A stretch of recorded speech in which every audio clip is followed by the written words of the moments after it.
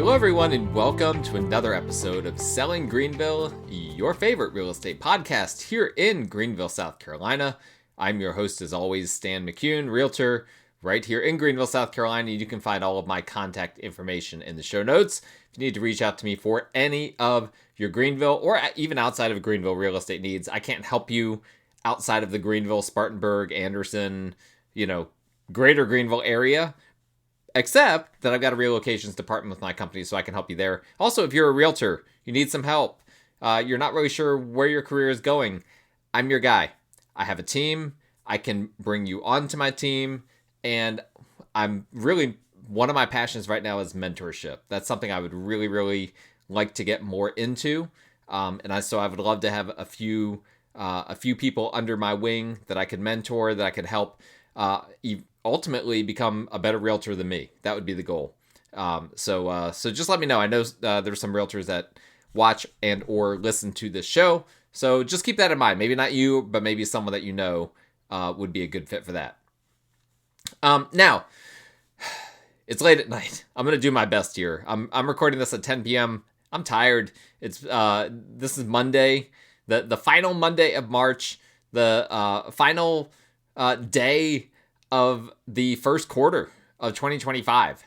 And needless to say, this is frequently the busy time of year, and it is a very, very busy time of year. There's just a whole lot going on right now. I'm having, my phone is constantly blowing up. This is the time of year where I work through meals, where when I go to the gym to work out, I'm negotiating with realtors while I'm, in between sets at the gym. Like, that's just the way things are pretty much every year this time of year. If they're not that way, then that's a real big problem. I've had a few springs early in my career that weren't that way, and it was like, oh boy, what's going to happen? But here we go. I should start calling this show Selling Greenville After Dark, because I keep having to record nighttime episodes, which I really don't like to do, because there's a certain level of energy, right, that you have to bring when you're just talking solo to a camera, and that messes up my sleep schedule, I've learned. So I am messing up my sleep schedule to get you guys content, and I hope you guys appreciate that. Hopefully this will be the last nighttime episode, because part of the reason why I'm having to do this is because we've been having various construction projects done on our house. That's done during the day. During the normal times, I'd be recording, so it's been pushing a lot of these episodes at night. But I'm still going to keep bringing you guys content no matter what. Even when I'm traveling, I bring you guys content. Hopefully you enjoy it. Now, I try to keep this podcast really focused on Greenville, but sometimes, especially last year, there are things that happen in the broader real estate industry that I feel like are worth discussing on this show. And as I already said, the past year there's been a lot of big changes in the real estate industry. We figured there would be some more coming up this year, and a new one did in fact get announced last week by the National Association of Realtors, and I want to talk about that. But we need to back up for 1 second and provide some context for what's actually happening. Okay, there is a policy with the National Association of Realtors that every realtor has to follow that's called the Clear Cooperation Policy. Okay, we'll just call it Clear Cooperation. It's also called CCP, sometimes, or abbreviated as that. I don't like that, because for some people that means the Chinese Communist Party, and so I prefer not to use that abbreviation.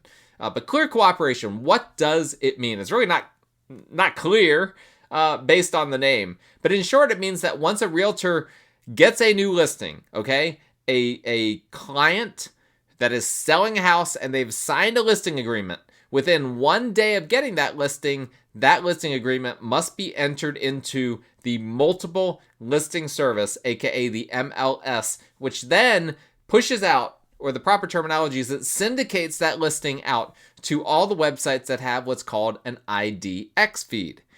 However, there is one exception to this rule, that every listing needs to be entered into the MLS within 1 business day of a signed listing agreement. That exception traditionally has been that there is brokerage exclusive or office exclusive listings, meaning that you can have a realtor list a home only within their office. They can only market it within their office, within their brokerage, and they can't do any other public marketing. No websites, no multiple listing service, no yard signs, no social media posts, nothing, okay? Only within their office. That's the only way that they can market it if it's a brokerage or an office exclusive listing. So we got two options, right? You either have to list and pretty much immediately put it in the MLS, or you can list it off MLS and now it can only be marketed pretty much via email. Maybe some brokerages have some other ways of doing it, but it can only be marketed to other agents within the company that brokerage exclusive listing is listed by. Okay? Hopefully that makes sense. Now, the question might be asked, why would anyone accept a brokerage exclusive listing? Okay, why would any seller want to limit their marketing, right? Instead of sending it out to literally everyone in the world to be able to see it, why would they restrict it to, my office has several hundred realtors. Some offices only have a couple of realtors, just a handful of them. So regardless of whether the brokerage has 5 realtors or 500 realtors, the question must be asked, why would a seller want to not get full public exposure? Well, there's a few reasons that we typically see. One is if a house is a really, really high-end, luxury listing where the seller just doesn't want people to see what it looks like on the inside, what it has on the inside. They like privacy. This is especially true of celebrities. When celebrities sell homes, they want to be private. Oftentimes, they don't want people to see all of their stuff. And so this is a good example of of where we can have brokerage exclusive listings that are beneficial to the seller, particularly within companies that tend to focus on luxury listings, right? Which is my company. There's a handful of companies in the upstate of South Carolina that luxury listings are one of the core things that we do, and that could be a good example of where a brokerage exclusive listing could make sense, right? Because you're keeping it off of the public, out of the public sphere, and you are marketing it only to a handful of agents that focus on luxury listings. Okay, makes sense, right? Another one, fixer-uppers. Okay, and I have done many of these over the years. Fixer-uppers can be great options for doing brokerage exclusive because if you have an office that has competent, capable realtors in it, that's helpful when you've got a challenging listing, like one that needs work to be done on it, one that has termite damage or has all sorts of deferred maintenance. We see a lot of these homes that have been inherited, that were lived in, basically not touched by the person who passed away, an elderly person who passed away, untouched for decades. Once they pass away, children come in, they clean it out, and they realize, wow, we might need to put $80,000 to $100,000 into this house. No, thank you. We're just going to list it as is. That can be a great option for going brokerage exclusive if the brokerage has agents in their office that are experienced with fixer-uppers, because a lot of agents will not be experienced in it, right? And I've run into this many, many times where you get these agents that are trying to help out a client that wants to buy a fixer-upper, and the agent is just overwhelmed. They think every single thing is a problem. They're trying to renegotiate every single thing because they don't understand that this little structural issue really isn't that big of a deal, that this termite damage isn't that big of a deal. They don't pay attention during, they don't have a detailed eye while they're showing the house, so they miss things that they should have seen. There's just all sorts of things there. So that could be a great option as well. And then another option, and there's probably more, but I'm just going to focus on these three. The other one that makes sense for brokerage exclusive is listings that are still getting ready for public marketing. Maybe they're decluttering, maybe they're cleaning, maybe they're doing some repairs, but they're okay with people walking through the house before they're ready for public marketing. So it's almost like a coming soon option, but a coming soon option that is actually legal because the National Association of Realtors doesn't allow true coming soons. And if you ever see those, it is illegal. That's the for sale by owner situation. But this is a way to kind of do it. you can list a home brokerage exclusive, so nobody on the MLS sees it, and the sellers are getting the house ready for public marketing. If it doesn't sell during the brokerage exclusive listing period, then during that time period, they will have gotten the house ready for marketing. Now, the listing agent can come in, take professional photography, or if they're not a good agent, take pictures with their phone or with their own camera, instead of hiring a professional photographer like a good agent should. And then they will then list it on the MLS as a finished, completed, pretty listing. Okay? Okay, so I just wanted to make sure that we had all of that in the background. And of course, sellers can always sell for sale by owner, right? But if they want to list, and if you sell for sale by owner, there's no rules about any of this stuff. But if you want to list with a realtor, there are rules. There are only traditionally 2 options that are legal for a realtor, and those are the brokerage exclusive or on MLS, which means online and on all of the other websites. That's what clear cooperation is. Okay? But clear cooperation has been heavily criticized by some in recent months, right? We had this whole National Association of Realtors lawsuit that was lost last year, and there's a whole bunch of repercussions that came out of that. And as a result, a lot of people have been questioning a lot of different things with regard to what the National Association of Realtors is doing or should doing, or what exactly the future of the multiple listing service even is. And the main critics of clear cooperation are those who don't want to pay their dues to the Realtor Association and the multiple listing service and feel like the MLS system is just too closed of a system and prevents realtors from just marketing a property how they want. But the counter argument is that without clear cooperation, a lot of the Realtor Code of Ethics goes away. The Code of Ethics that prevents realtors from being shysty. And guess what? Realtors already are shysty even with the Code of Ethics. So imagine if we didn't have a Code of Ethics and there were basically no rules, a lot of shysty behavior would happen.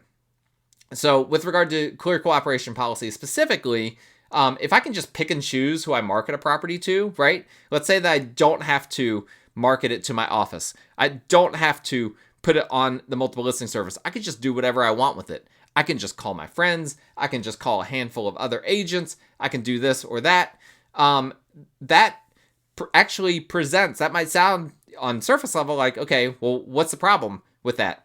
The problem is that why wouldn't I choose the people that I identify with to be the people that I market the property to? Or let's say I have a listing near my house. This is a common thing for realtors, right? A lot of realtors will list homes that are near their own home because they get to know their neighbors and neighbors like them. And you know, there's an agent in my office that's like the Orchard Farms agent. Like that's where she lives. And she has had an incredible run of listing homes in the Orchard Farms neighborhood, and good for her, right? But what if I had a listing in my neighborhood and I really wanted a certain person to be living there? I'm a Christian. What if I only wanted another Christian to be near me? Or what if I were Muslim? I only wanted to market the property to a fellow Muslim.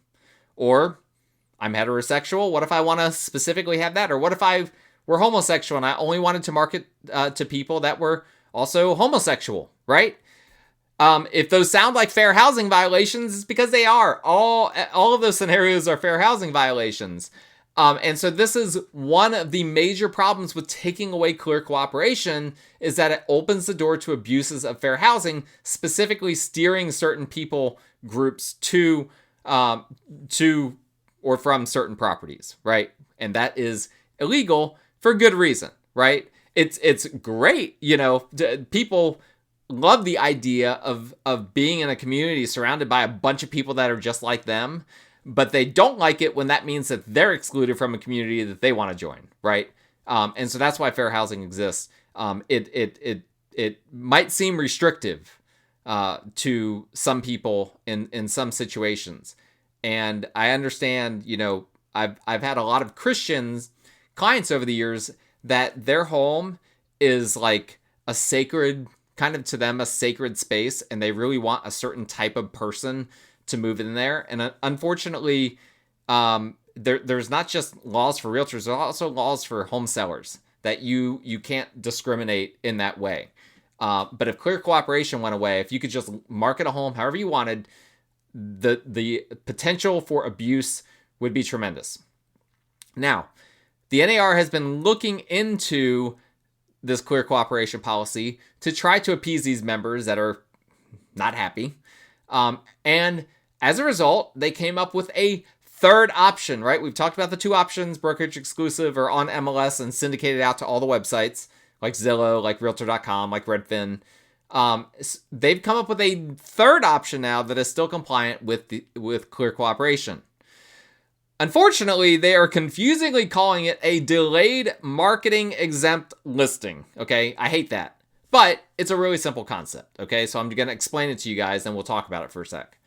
The policy allows for listings to be marketed on MLS, but not syndicated out to other websites until a set period of time passes. So only members of the multiple listing service, specifically realtors, there can be other members of the MLS like appraisers and whatnot, but mainly realtors make up the largest portion of membership of the MLS. Realtors and their clients who are set up for MLS searches would be the only ones able to see these listings. So you would not find these listings until that set period of time is over for the listing to be exempt from syndication. You would not find these listings on Zillow, Redfin, Realtor.com, etc., etc. They would not show up until the period has passed by which then it has to go in to the multiple listing service, okay? Now here's the interesting part of it. If that sounds kind of similar to the brokerage exclusive option, it's actually a lot more similar to the traditional way of listing a home because an agent can still market the property in any way that they want. They can still market the property on their own website, on their company's website. They can use yard signs. They can do social media blasts. They can do everything. It's just not going to be syndicated out to Zillow. I guess, in theory, you could go on Zillow and create a listing on there if you really wanted to, but that would defeat the whole purpose, right? The whole idea here is to keep it off of those websites. So it's kind of a middle ground between the brokerage exclusive listing, which only allows internal marketing of a listing within a brokerage or an office, and absolutely no other form of marketing. And you kind of morph that with a standard listing that's in the MLS, but then gets syndicated out to all the other websites. This third option is kind of in between the two of those, right? Now, who will benefit from this? Well, when I first heard it, I really didn't think anyone would use it. But then I started thinking through it, and I thought through some cases where I think it actually could be useful. And some of these we've already discussed. For instance, the luxury listings and fixer-uppers are good examples for properties that could benefit and sellers that could benefit from this third option, right? Luxury listings, in particular, for that privacy aspect of not just putting it out there for everyone to see, right? You still get full MLS exposure, but you're not getting exposure to all these other websites that literally anyone in the world can access, okay? So if you're a celebrity or if you're a multimillionaire, you want to keep that mansion away from certain eyes, hey, you now have an option that you can list it completely on the MLS and have every single realtor in your area have access to it, and their clients that are set up with MLS searches also have access to it without the nosy neighbor who is not looking at homes and does not need to know what your home looks like being able to just pull it up on Zillow, right? Fixer-uppers, as well, as I've already mentioned, might be an option. I still like the brokerage exclusive option for a lot of fixer-uppers, but I could see this also being an interesting option for fixer-uppers too, because a lot of people, again, because one of my specialties is investing, real estate investments. That's basically how I got into this business. I've listed a lot of fixer-uppers over the years. Like, that's just been something that has been a core part of my business over the years. And long story short, when you list a fixer-upper, you get every possible call from every possible type of person interested in the home. And the vast majority of these people, they don't have an agent. They don't know how to buy a fixer-upper. They don't have the money for it. They want to know if you're renting it out. It's very, very frustrating. And so this could be a good option for some of those as well, right? If a seller doesn't want to go brokerage exclusive, but it also doesn't make sense to just blast it out everywhere on the web and have a bunch of people that aren't going to take it seriously, right? Aren't going to actually purchase the home. That's an option that I could see like really working well. I've also had clients that didn't fall into either of those categories, the luxury listing and fixer-upper listings, but they just wanted privacy with regard to their listing, right? For whatever reason, scared of the neighbors seeing it, whatever. Could be a great option for them as well. Also, maybe down the road, it becomes standard to list your home exempt from syndication to start. That way, it's marketed only to real estate professionals and their clients to begin with, as opposed to, again, all these potential bad prospects just scouring the internet without an agent. And then, if it doesn't sell that way within a week or a few weeks or whatever, then it goes out to Zillow, Redfin, Realtor.com, etc., and gets syndicated out. What I like about this possibility is that once it goes online, it will look like a fresh listing, even though it's already had multiple weeks of activity and potentially even feedback from having been on the multiple listing service. So a savvy listing agent could potentially take advantage of that feedback, that period of time where it wasn't syndicated out to the websites, in order to make some subtle changes to the listing, or to encourage, of course with the seller's permission, or to encourage the seller to make changes based on the feedback that they've received before then syndicating it out to the big websites. And maybe not even just subtle changes, maybe big changes, right? Like maybe one of the core feedbacks you get is that everyone thinks the home is overpriced.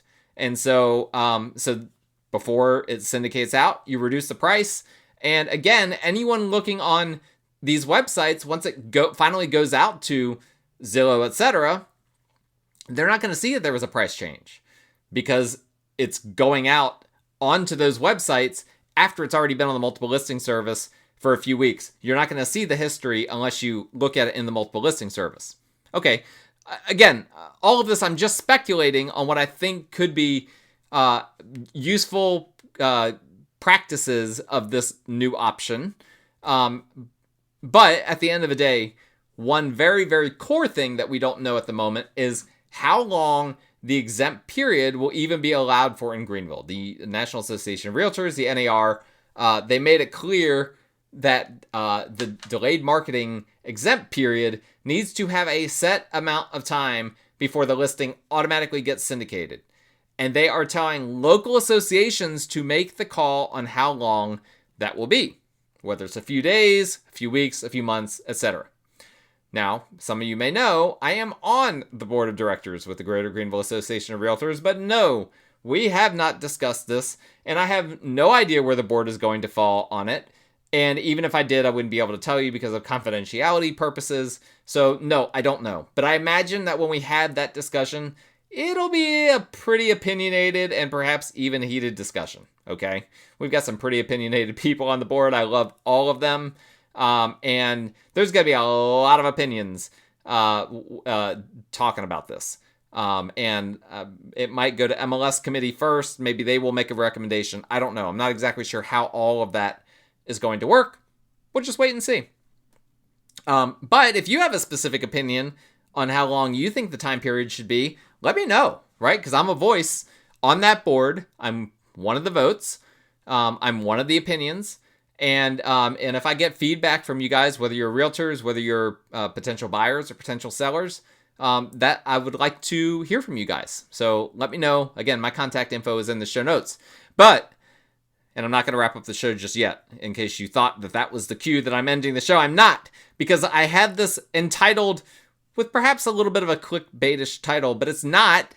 I'm talking about, or I presume that I'm going to entitle this something about the death of Zillow, right? And one of the things that stands out to me the most when I think about this is that if delayed marketing exempt listings ever gain traction, websites like Zillow, Realtor.com, Redfin, etc., Homes.com, they're going to be hurt very, very badly if this ever gained traction in the business. Their entire business model depends on the MLS sending them listings via syndication for them to advertise. And if even 10% of listings aren't showing up on their sites, that would be a huge loss to them.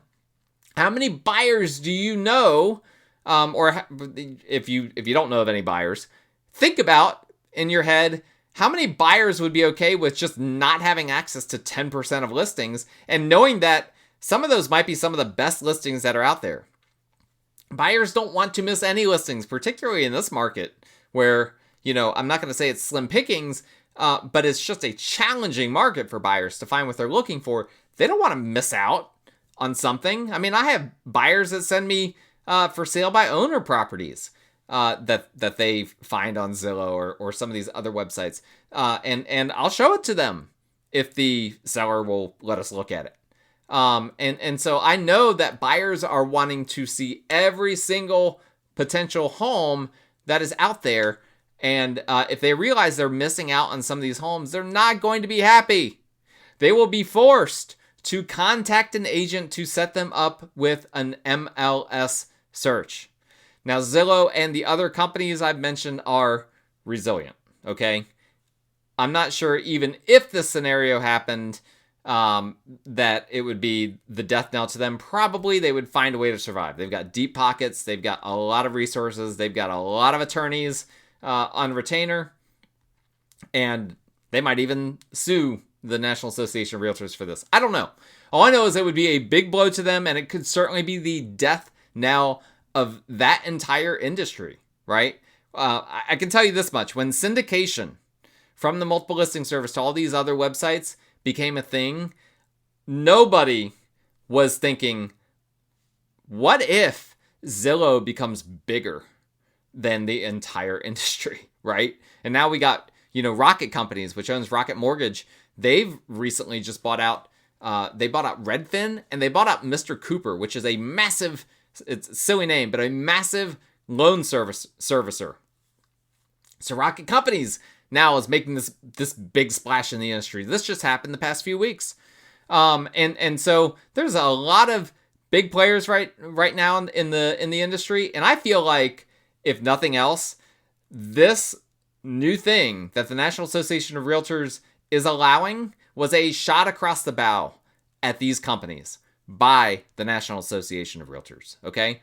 Now, some will say this new delayed marketing period isn't beneficial for sellers, but I hear a lot of sellers complain about unserious buyers going through their homes and trashing their homes and not giving feedback, all sorts of things. You know who the most unserious buyers are? They're the ones who saw a home online and just in that moment called a realtor, who's a family friend or whatever, to show it to them with no intention of really buying it, right? The real serious buyers are the ones who have been working with a realtor and are actively searching and already have a multiple listing search set up. So those are the ones that we want to see anyway. That is the market that we want to capture when we are listing a home. And this option is the best option for just capturing specifically that demographic. And if you want traffic from people without realtors, well, you can still do open houses, right? So you could still have a home listed during this delayed marketing period and still allow open houses where people who don't have an agent can come in and take a look at it if you want, right? And maybe this means open houses will make a comeback. I mean, they haven't gone away and they're still very popular, but we don't sell a whole lot of houses at open houses, right? Me personally, my entire career, I've probably sold 2 homes at open houses. I've gotten a lot of clients at open houses, but it's not, most people aren't going to an open house to make a serious play on that house. All right. And so perhaps this is the way for open houses to become a major part of the marketing process again. Who knows? All that we know right now is that more changes are coming, but these are good changes. They're not being forced on anyone. We don't like it when the NAR forces changes on us. This is just more options for sellers, and that's how the NAR is marketing it, and I think that's fine. If you don't like it, don't use it. Sellers can still list their homes the way they always have. but soon they'll have another option at their disposal. Strictly MLS only, with syndication to happen at a later time to be determined by their local association. What does it mean for Realtor.com, Zillow, Redfin, Homes.com, etc.? It's hard to say, but I can tell you they can't be happy with this, and they might need to start coming up with contingency plans to their business model to ensure that they weather the storm in the upcoming years. So I hope that was helpful for you guys. Let me know your thoughts. I don't know when this is going to be implemented. It has to be fully implemented, I believe, by September. Okay, so it might be done before then, but for sure by the fall, this will be fully implemented into the Greater Greenville Association of Realtors multiple listing service, in addition to the Spartanburg Association, in addition to Western Upstate Association, Greenwood, et cetera, et cetera. We've got a few MLSs around here. They're all going to have to implement this within the next few months. Be very interesting to see how that all plays out, which associations do it differently, and if there's anything worth talking about on here, you guys will find out before anyone else. So thank you for listening. My contact information in the show notes. Please, if you enjoyed this content, smash that like button, favorite the show, subscribe to the show, download it, all those good things. We will talk again next time.